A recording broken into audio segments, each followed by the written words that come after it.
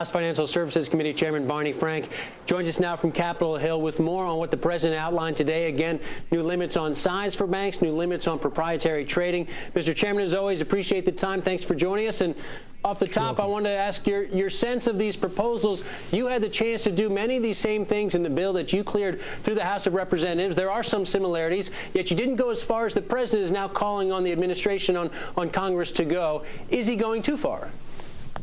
No, in fact, we set the parameters here. We began this process.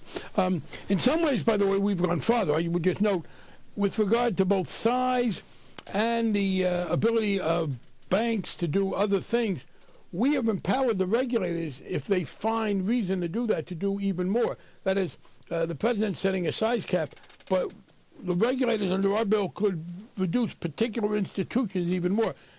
We also believe that there's an important focus institution by institution, and they could order institutions to go beyond divestiture of hedge funds and private equity.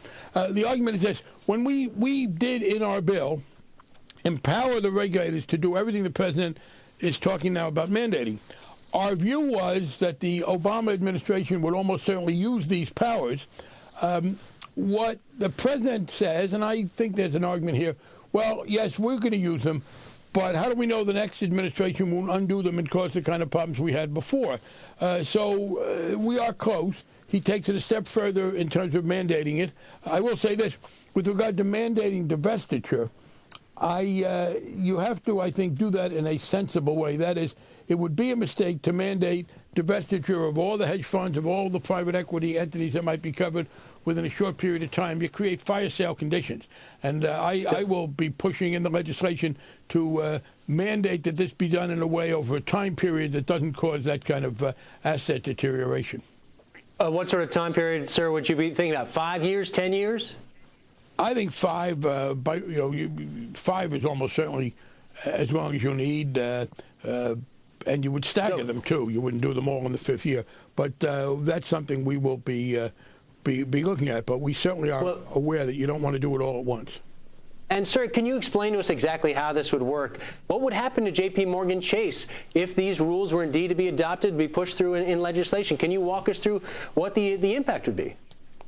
Well, the size cap, as I understand what they're proposing, would not affect J.P. Morgan Chase or, frankly, any other existing institution. It would be constraint on future growth. Although, again, our bill would allow any existing institution, would subject any of them to an order to shrink in size if the regulators found that there was some kind of risk involved. But J.P. Morgan Chase would have to stop proprietary trading.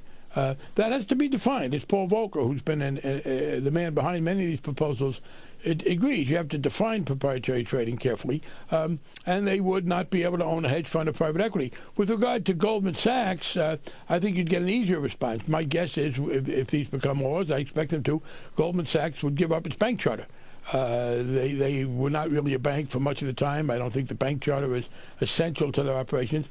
And that, again, was Paul Volcker's point, which is we need to be very, very protective of insured deposits. And if people don't want to take insured deposits, they'll be much less restricted. Under that scenario, would Goldman Sachs be free to do as it pleases, operating not as a bank holding company? In the regard that they could have a hedge fund or proprietary trading, they would still be subject to a lot of other restrictions, including our restrictions on derivatives. Derivative trades between Goldman Sachs and other financial institutions would have to be put on an exchange if the SEC or CFTC found that they were capable of being done in exchange.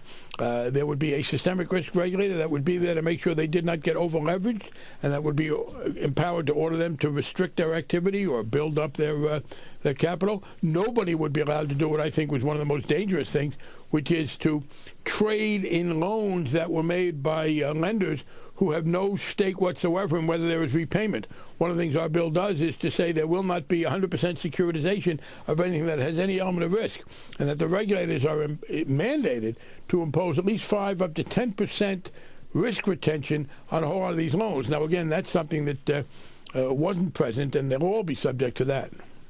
Mr. Chairman, you know there's already criticism coming from the industry, from some on the Hill, even Republicans, saying this is a lot more about politics than policy. Last week it was the bank tax.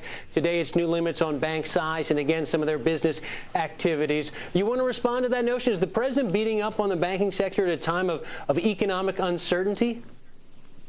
No, the banking sector can hardly complain about the economic uncertainty which their irresponsibility brought to us. In fact, as you noted, there are similarities between the bill that passed our committee and passed the House and this.